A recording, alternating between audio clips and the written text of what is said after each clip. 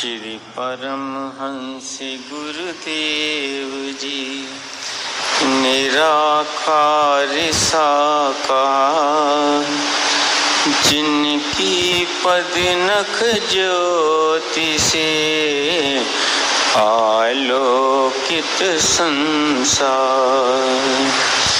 परम पुरुष पूरन धनी, आनंद घन सुख रूप, सरिवारंभ में पूजिए पावन चरण अनूप।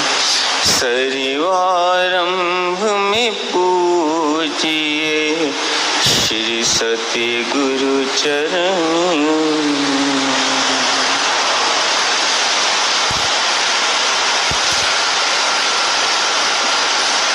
आज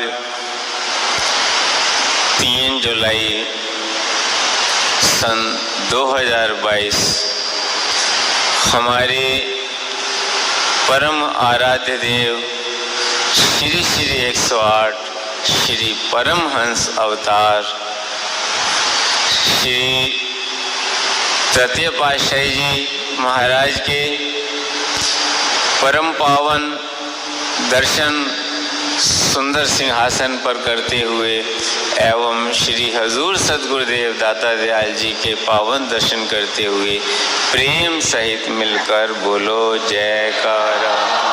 बोल मेरे श्री गुरु महाराज। आज 3 जुलाई सन 2022 श्री आनंदपुर धाम में श्री श्री 108 श्री परमहंस अवतार श्री तृतीय पातशाही जी महाराज के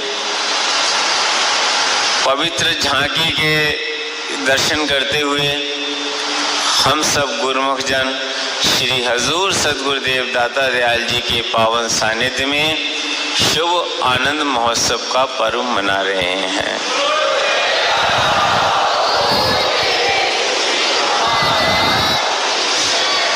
सर्वप्रथम इस महान उत्सव की मैं अपनी ओर से, समस्त संत मंडली की ओर से, आप सब गुरुमुख की ओर से श्री हजूर सतगुरुदेव दाता दयाल जी के पावन चरणारविंदों में लाखों लाख बधाई के पुष्प अर्पित करता हूँ।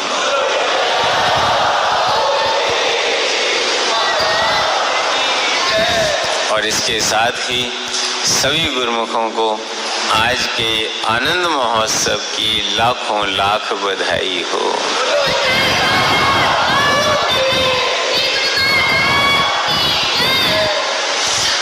तख्त रूहानी विराजे सतगुरु, दसों दिशा में हुआ उजियार। नवमंडल से पुष्प थे बरसे, प्रेमी कर रहे जय जयकार।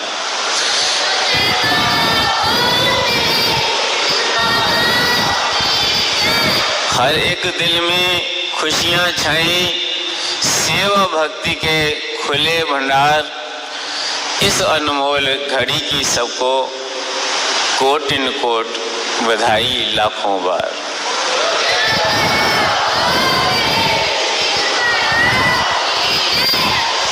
सन 1936 3 जुलाई को चकौड़ी संत आश्रम में ये उत्सव संत मंडली और संगत के साथ मनाया गया था और आज वही महोत्सव श्री आनंदपुर धाम में श्री हजूर सतगुरुदेव दाता दयाल जी के सानिध्य में मनाया जा रहा है।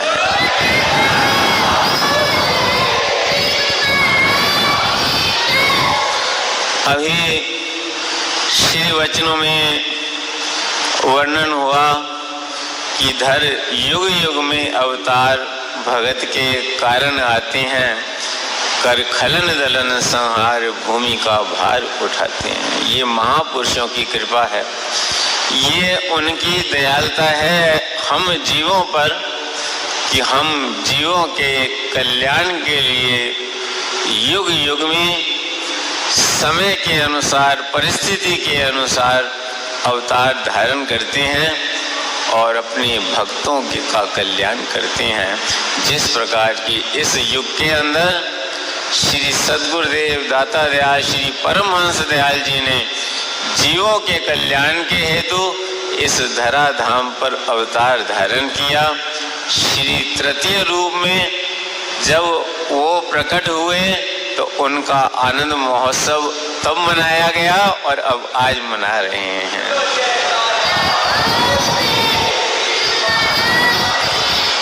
श्री वचनों में वर्णन हुआ कि हमारे श्री परमहंस दयाल जी ने इस धराधाम पर अवतार धारण कर ये सारी रचना रचाई। श्री श्री 108 श्री परमहंस महाराज श्री द्वितीय पातशाही जी महाराज ने उनकी धुर दरगाही को मौज को पूरा कर श्री आनंदपुर धाम में श्री आनंदपुर दरबार की स्थापना की और फिर उनकी मौज से श्री श्री 108 श्री परमहंस अवतार श्री तृतीय पातशाही जी महाराज ने श्री आनंदपुर धाम की बुनियाद रखी। आपने अभी श्रवण किया कि श्री सद्गुरुदेव दाता दयाल जी ने अपने तन पर अनेकों कष्ट सहे।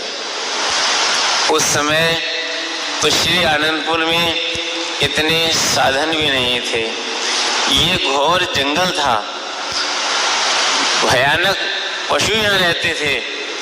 लेकिन जहाँ पर सत्पुरुष चरण धरते हैं वो धरती तीर्थ का रूप धारण कर लेती है। ये ग्रंथों में पढ़ने की बात नहीं है, ये श्री आनंदपुर दरबार इसकी प्रत्यक्ष मिसाल है, जो एक घोर घना जंगल था और आज मंगल के रूप में सब गुरुमुखों के सामने है।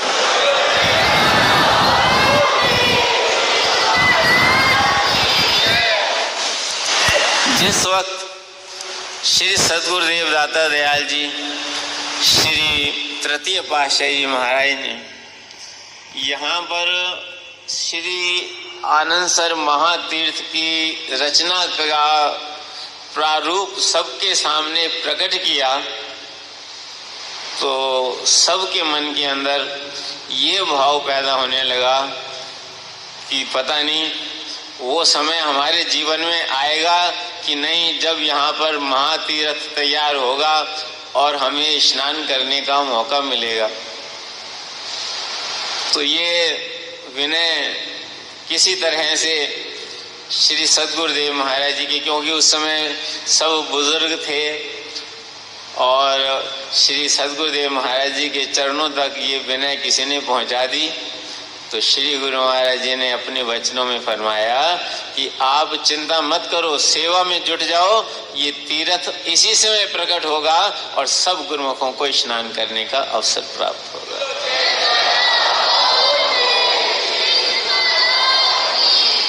और जिन बुजुर्गों ने ये विनय की थी, उन्होंने एक बार नहीं, कितने सारे बुजुर्ग तो श्री पंचम पातशाही महाराज जी के स्वयं पर भी इस सरोवर में स्नान कर अपने धन धन भाग मनाते रहे।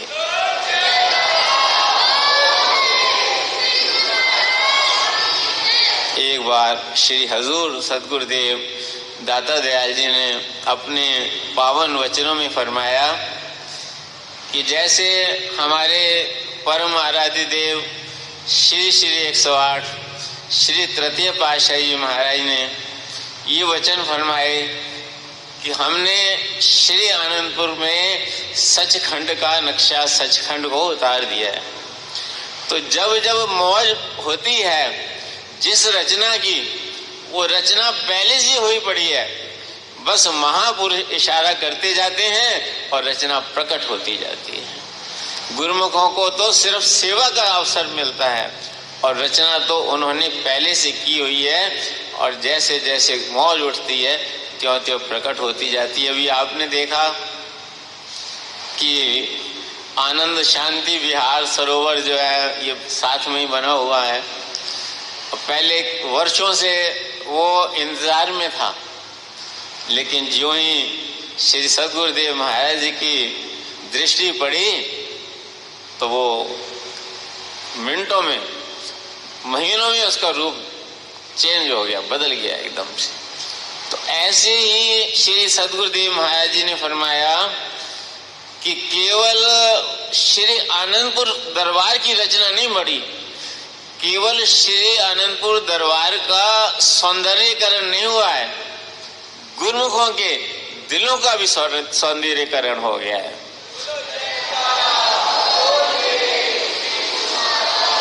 क्योंकि जिस प्रकार श्री श्री 108 श्री तृतीय पातशाही महाराज जी ने, श्री चतुर्थ पातशाही महाराज ने, श्री पंचम पातशाही महाराज ने, आप सब गुरुमुखों ने अपनी आंखों से देखा है कि किस तरह अथक परिश्रम करके देश विदेश तक इसकी रचना को पहुंचाया।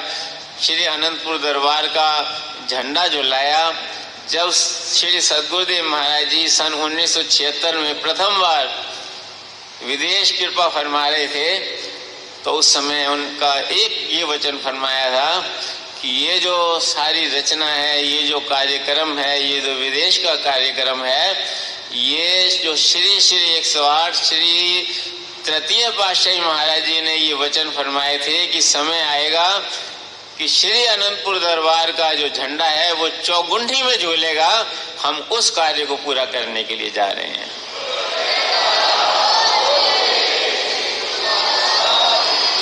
और उनकी मौज को पूरा करने के लिए श्री सद्गुरुदेव दाता दयाल, श्री परमहंस दाता दयाल, श्री पंचम पातशाही महाराज ने दिन रात एक किया और ईस्ट से वेस्ट तक जहां तक भी जो है गुरुमुख रहते थे, नहीं रहते थे, जहां एक गुरुमुख रहता था वहां पहुंच करके नाम और भक्ति की ज्योत जलाई और श्री अनंतपुर दरबार के झंडे गाड़ दिए। तो महापुरुष इस संसार में जितनी भी रचना रचाते हैं वो नाम और भक्ति की दात से गुरुमुखों को माला माल करने के लिए रचाते हैं। उनका उद्देश्य ये है। श्री हजूर सद्गुरुदेव महाराज जी ने भी फरमाया कि इस रचना का सारा उद्देश्य जो ये है कि गुरुमुखों को नाम और भक्ति की अमूल्य दात मिल सके, गुरुमुखों की आत्मा का कल्याण हो सके और भाग्यशाली जीव जो इस रचना से जुड़ जाते हैं वो नाम और भक्ति की दात से भरपूर हो जाते हैं। क्योंकि महापुरुषों की कृपा सदा अपने सेवकों पर बरसती रहती है, जैसे इस समय भी अपने चरणों में बिठाकर अपने पावन आशीर्वाद से, अपनी कृपा से गुरुमुखों की झोली नाम और भक्ति के सच्चे धन से भर रहे हैं।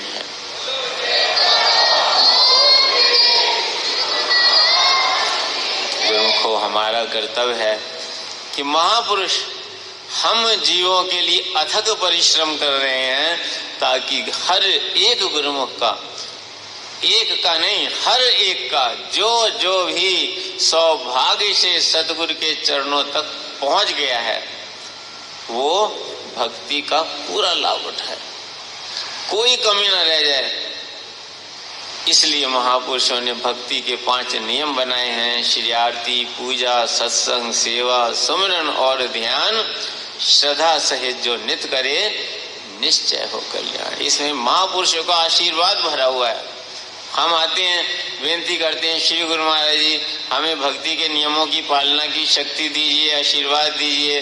श्री गुरु महाराज जी जैसे वचन फरमाते हैं हर गुरुमुख 2 घंटे भजन करें, तो हम बेनती करते हैं शक्ति दीजिए। महापुरुषों ने शक्ति क्या, अपना भरपूर आशीर्वाद अपने वचनों में भर दिया है। जो सेवक उनके पावन वचनों की पालना करता है उसे उस आशीर्वाद की अनुभूति अपने हृदय में होती है। उनकी कृपा, उनका आशीर्वाद सब सेवकों पर बरस रहा है। हम सबका धर्म है कि भक्ति के नियमों की पालना करें और जैसे ये वचन हुए हैं कि हर एक सेवक 2 घंटे भजन अभ्यास अवश्य करे, चाहे 1 बार में करे, 2 बार में करे, 4 बार में करे, लेकिन 24 घंटे के अंदर 2 घंटे भजन अभ्यास कर अपने जीवन को सफल बनाएं और महापुरुषों की प्रसन्नता के पात्र बने। आज के शुभ समागम की शुभ आनंद महोत्सव की एक बार फिर से सब गुरुमुखों को लाखों लाख बधाई।